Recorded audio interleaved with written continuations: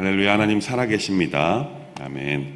오늘 본문 말씀은요, 어제 새벽에 말씀드린 것처럼 로마서의 맺은말, 결론에 해당합니다. 그 중에 오늘 본문은 바울의 복음사역 전체적으로 개괄하고 있는 14절부터 33절까지의 말씀 중에 편지를 지금 쓰고 있는 시점까지의 바울의 복음사역에 대해서 설명하고 있는 부분입니다. 오늘 본문은 크게 두 단락으로 구분하여 볼 수 있습니다. 첫 번째 단락은 14절부터 16절까지의 말씀으로 이 편지를 쓴 목적에 대해서 밝히고 있습니다. 다시 말하면 로마서를 쓰는 진짜 목적이 무엇인지 이제서야 밝히고 있다는 것이죠.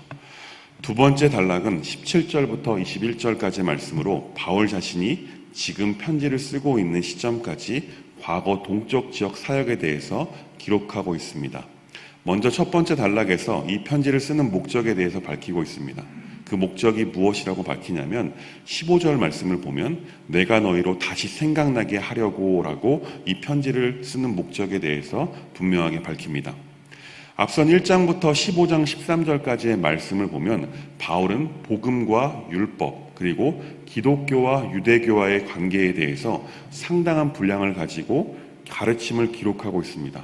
이것으로 보아 로마서의 기록 목적은 흔히 말하기를 로마 교회에게 교훈을 가르치기 위함이다라고 생각을 하죠.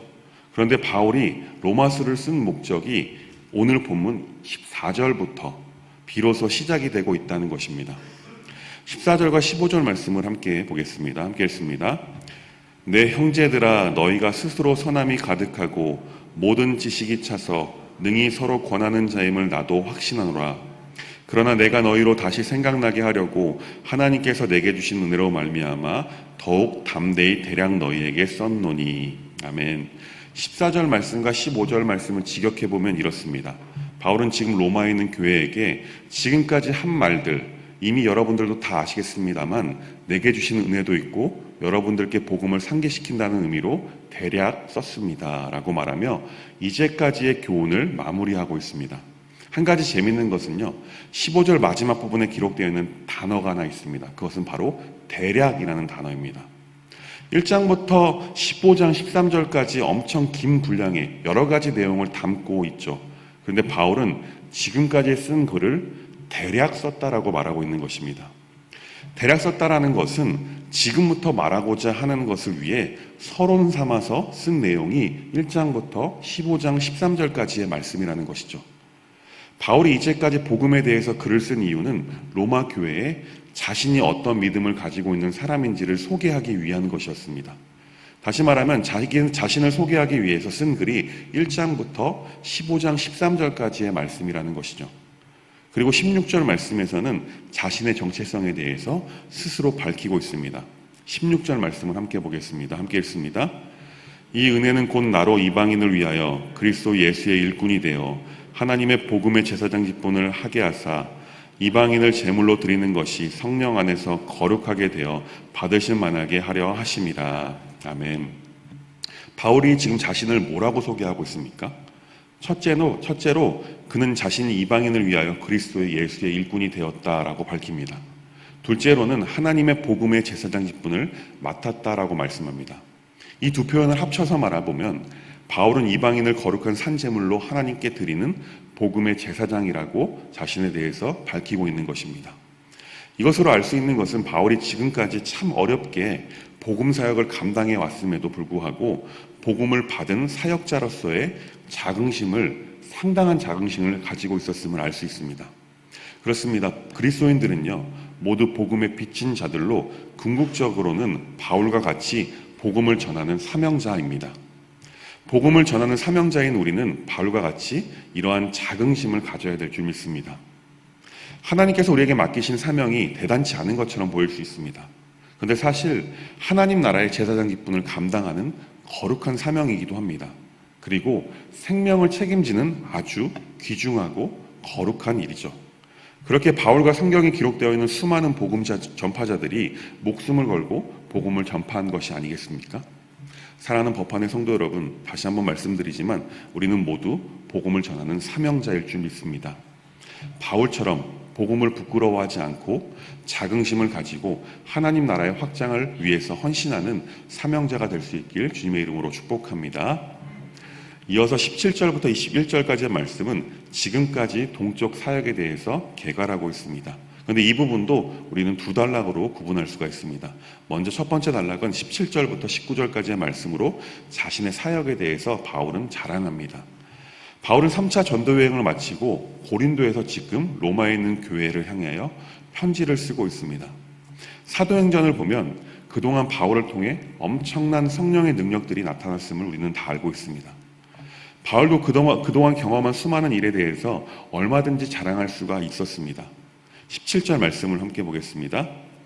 그러므로 내가 그리스도 예수 안에서 하나님의 일에 대하여 자랑하는 것이 있거니와, 본인이 하나님의 사역을 함에 있어서 자랑할 것이 있다라고 말하죠.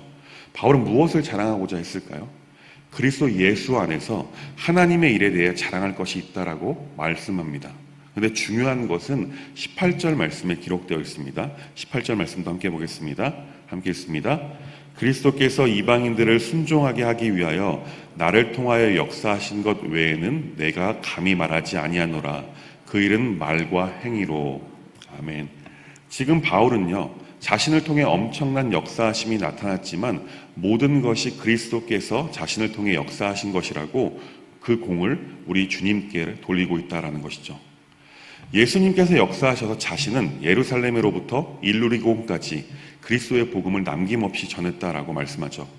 이 말씀은 바울이 예수님께 쓰임을 받아 복음을 성공적으로 전할 수 있었다라는 것입니다. 19절의 일루리고는요, 이탈리아 반도 동편을 말합니다. 발칸반도 중서부 지역을 말하는 것이죠.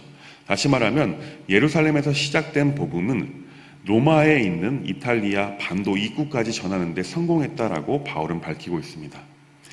지금 17절부터 19절까지의 말씀을 통하여 바울은 그저 하나님 앞에 복음을 위한 도구로 쓰임받았다라는 것입니다. 그 모든 것에 대하여 겸손하게 하나님께 영광을 돌리고 있습니다. 그 영광스러운 사역에 자신이 쓰임받았다라는 것 하나만으로도 자신은 지금 너무나 뿌듯하고 만족한 상태임을 말씀을 통해서 알 수 있습니다. 그렇습니다. 하나님을 섬기는 사람이라면요, 하나님 앞에 이렇게 쓰임 받기를 원하고 이러한 뿌듯한 마음을 느껴보고 싶은 것은 사실입니다. 아마 여기 계신 모든 분들께서도 이런 놀라운 하나님의 사역에 쓰임 받았다는 사실에 감격하고 싶으실 것입니다. 그러나 우리도 하나님께서 우리 개개인에게 맡기신 사역을 열심히 감당하면요, 후에 예수님 앞에 우리가 섰을 때 우리 주님께서 이렇게 우리에게 말씀하실 것입니다. 잘하였도다 충성된 종아, 내 주인의 즐거움에 참여할지어다 라고 말입니다. 우리가 주님 앞에 이런 칭찬을 받는다면 이것만큼 뿌듯한 것은 없을 것입니다. 사실 모든 그리스도인들의 소망은요, 주님 앞에서 잘 살아왔다라고 함께 저 낙원에서 하나님의 잔치에 참여하자는 주님의 음성을 듣는 것 아니겠습니까? 칭찬받는 충성된 종이 되기 위해서는 바울과 같이 자신에게 맡겨진 사명을 최선을 다해 감당해야 될 줄 믿습니다. 바라기는 우리 사랑하는 법하는 모든 성도님들께서도 충성되이 맡은 바 사명을 잘 감당함으로써 주님 앞에 이런 칭찬을 받는 삶을 하시길 주님의 이름으로 축원합니다. 이어서 동쪽 지역 사역을 개괄하는 부분에서 두 번째 단락은요, 20절부터 21절까지의 말씀으로 바울의 사역 원칙에 대해서 소개하고 있습니다. 사도행전에 따르면요, 바울은 예루살렘부터 일루리고까지의 모든 도시를 방문하지는 않았습니다.